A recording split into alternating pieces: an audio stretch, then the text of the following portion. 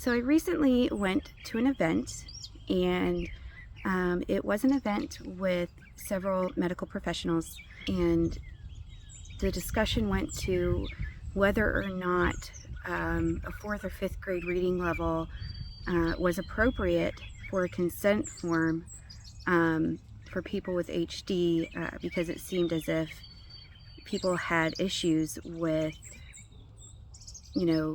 processing the consent forms.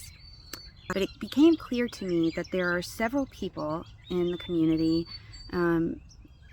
both medical professionals and just regular people like us, who don't understand the difference between intelligence and executive function.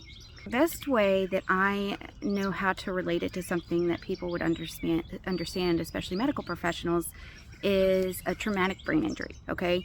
Somebody with a traumatic brain injury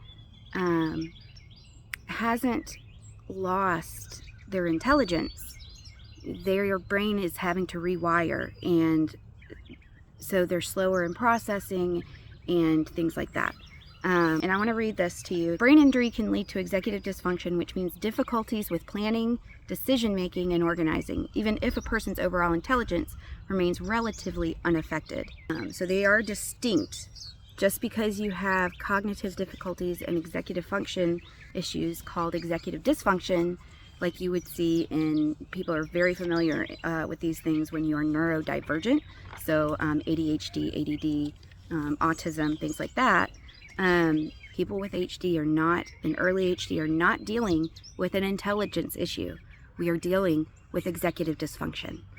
And you need to tailor things to that executive dysfunction just as you would somebody with a traumatic brain injury.